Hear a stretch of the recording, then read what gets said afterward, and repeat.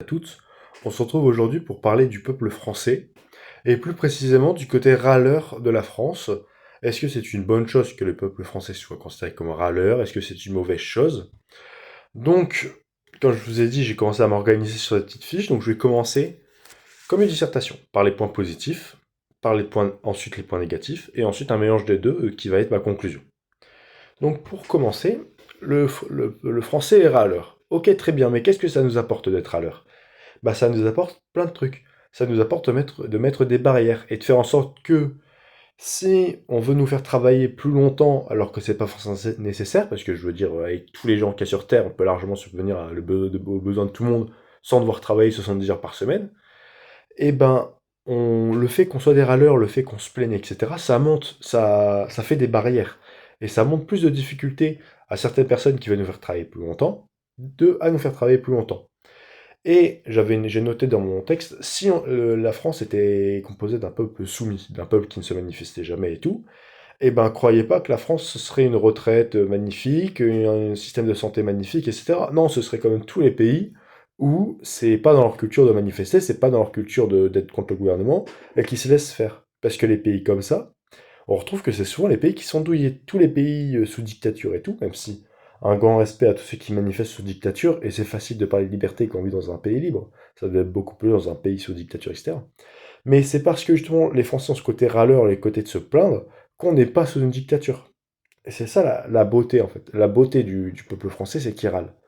Et du coup, en tant que râleur, il garde un peu sa souveraineté, il garde sa puissance, parce qu'il va pas se laisser tranquillement emmener à l'abattoir, contrairement à d'autres peuples ou d'autres cultures qui, bah, du coup, se retrouvent dans des situations beaucoup moins bien que dans le monde d'aujourd'hui. Donc, d'un point de vue de la haute, ça peut être embêtant de diriger un peuple de râleurs, un peuple qui veut jamais rien faire et tout. Mais sur le long terme, on voit bien que ça nous apporte beaucoup plus que ça nous enlève. Donc voilà. Ensuite, ce que j'aime bien vis-à-vis du fait que la France soit râleur, etc., c'est que du coup on parle. On parle beaucoup, on discute entre nous.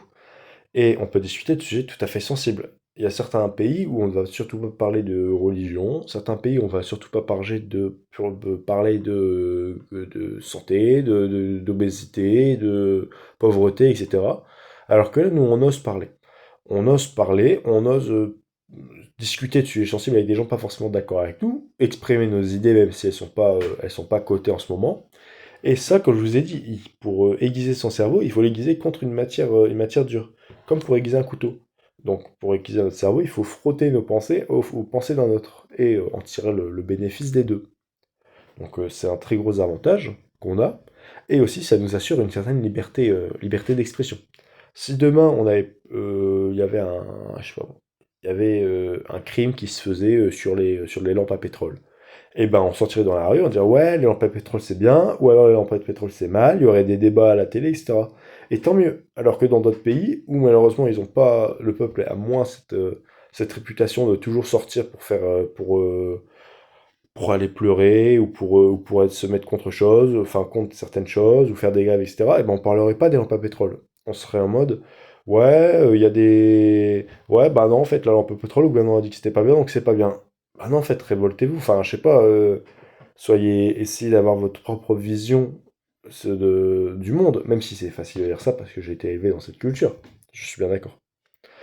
Donc voilà. Maintenant, ça c'est un peu les points positifs. Pour résumer, c'est on ose parler, on ose s'exprimer, donc déjà ça nous permet d'un peu faire évoluer nos idées, de réfléchir par nous-mêmes, d'avoir le droit de réfléchir par nous-mêmes, et d'assurer qu'il n'y a pas un dictateur qui va arriver du jour au lendemain et personne ne dira rien parce qu'on est un peuple qui parle jamais, qui fait jamais de grève et tout. Non, on fait que ça.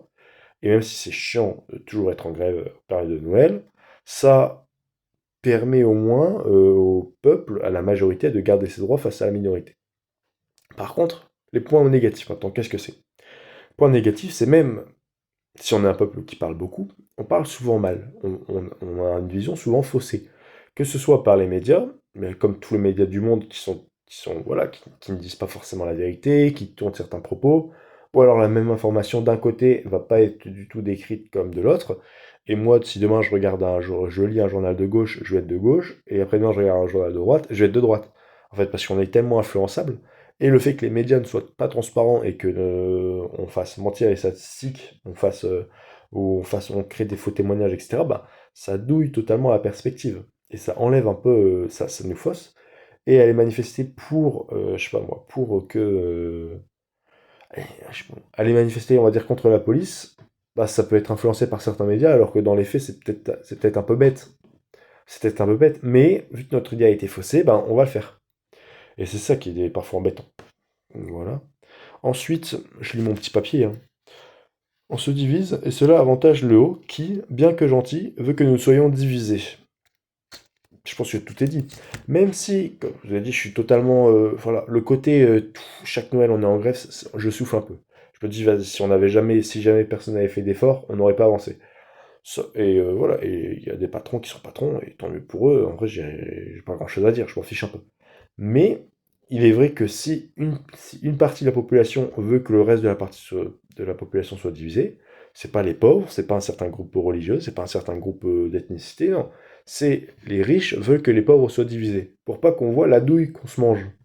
Et donc forcément, donc, face à ça, et le fait qu'on soit râleur, bah, ça les encourage un peu, c'est un peu facile. C'est oui, demain on va faire une grande manif police, contre la police, hop, donc on va avoir un certain groupe de personnes, puis ensuite contre la police, on va avoir un autre groupe de personnes, ça va parler, ça va discuter, donc il y aura des fractures dans la société. Vu qu'ils se parlent plus, on va pouvoir douiller les groupes petit à petit pour que nous, les puissants et le haut, on fasse comme ça. Il n'y a personne d'autre n'a ce genre de stratégie. Seuls les riches pourraient utiliser ce genre de stratégie, parce que c'est les seuls qui ont un avantage à diviser. Or, ce genre de stratégie est utilisé. Donc il faut bien partir du principe que les riches l'utilisent. Et le troisième point, c'est l'histoire du loup. Et comme quoi, il faut prendre exemple sur l'Allemagne. L'histoire du loup, c'est quoi? C'est l'enfant qui criait au loup, tous les jours, alors qu'il n'y avait pas de loup. Et un jour, il y avait vraiment un loup, et il a crié au loup, et aucun des villageois n'est venu l'aider. Parce qu'il disait, vas-y, il fait encore une blague, en vrai, on s'en fiche. Et c'est un peu ce qui arrive là. C'est à chaque fermeture d'usine, il y a des grèves, il y a des trucs, et tout le monde dit c'est inacceptable, c'est ouais, on a douillé les salariés, et tout le grand patronat nous vole et tout. Sauf que peut-être des fois c'est vrai, mais des fois c'est faux. Ou des fois ça mérite pas de faire une grève, parce que c'est pas tant la vérité que ça. Or, faire ça à chaque entreprise d'usine, on invisibilise, ouais, on rend invisible en fait l'entreprise qui fait vraiment ça. Contrairement à certains pays où en Allemagne, par exemple, on a des syndicats qui sont beaucoup plus puissants, mais beaucoup moins présents, disons que ils vont pas faire des petits coups de comme ça, ta, ta, ta, ta, ta, ta, mais ils vont faire des gros coups de hache, mais beaucoup moins souvent. Donc en France, on est là, on met des barrières sur absolument tout et n'importe quoi, tout le temps, voilà. Donc forcément, bah, tu te dis, ouais, mais ils font une manif, mais qu'est-ce que ça veut dire leur manif? Ils se plaignent pour rien. Alors qu'en Allemagne, tu as une manif, tu te dis, ok, ça craint, ok, je vais faire attention. Donc peut-être que du coup en Allemagne il y a plus de mou, mais il y a aussi un plus gros recul qui peut être appliqué par les Français, enfin par le peuple allemand. Alors qu'en France, vu qu'on est là sur tous les étapes du chemin, sur l'avancement ou le recul, ou on est là sur toutes les étapes du chemin, bah qu'on soit là ou pas, finalement on est tellement attendu, c'est tellement, fait tellement partie du paysage que ça veut rien dire qu'on soit là ou pas. On va pas avoir, demain je vois qu'il y a une grève, je me dis pas, ah ouais, il y a une grève et tout, c'est absolument scandaleux. Je me dis non, vas-y, la CGT, ils avaient rien à faire ce week-end-là, ils ont été manifestés parce qu'ils savent faire que ça. Parce qu'ils ont toujours les arguments du grand patronat qui douille les petits salariés, et le petit salarié qui fait ça, et bah ouais, bah ton entreprise elle est partie à l'autre bout du monde, bah t'es douillé, qu'est-ce que tu veux? En Allemagne, ils vont pas manifester pour la petite entreprise du coin. Par contre, le jour où Volkswagen va commencer à les licencier, bah là, ils vont faire des gros blocages. Et là, le peuple allemand va être derrière eux, parce qu'ils vont se dire, si les grévistes, si les syndicats s'y mettent, c'est que c'est important. Alors qu'en France, si les syndicats s'y mettent, c'est parce qu'ils veulent être planqués. Donc il n'y a pas... Voilà, donc c'est un peu un entre-deux qui est embêtant. Et donc à la fois, je suis très content que la France soit le peuple considéré comme le peuple le plus râleur, parce que ben c'est important. C'est important, c'est grâce à ça qu'on n'est pas dans une dictature alors que tant d'autres pays le sont. Grâce à ça qu'on a encore le droit de parler de ce qu'on veut, de discuter avec qu'on veut, et qu'on aime discuter avec qui on veut, avec de tout le monde. Le jour où on n'ose plus sortir dans la rue pour exprimer ses idées, bah, c'est là où on se met à ressasser les choses dans sa tête, on pense à certaines choses et tout, et personne ne va nous parler, personne ne vient nous dévier de certaines visions très sombres du monde, et on se retrouve douillé. Alors que là, non, là on est là tous les week-ends dans la rue. Alors oui, c'est embêtant parce que dans les faits, peut-être que ça veut rien dire et peut-être que notre place n'est pas là, mais au moins ça nous permet de un peu affûter notre esprit. avec différentes visions, se remettre en question pourquoi si on fait ci, pourquoi si on fait ça. Et voilà, et c'est le gros point négatif pour moi. Je vous laisse, et je vous dis à la prochaine. À toutes.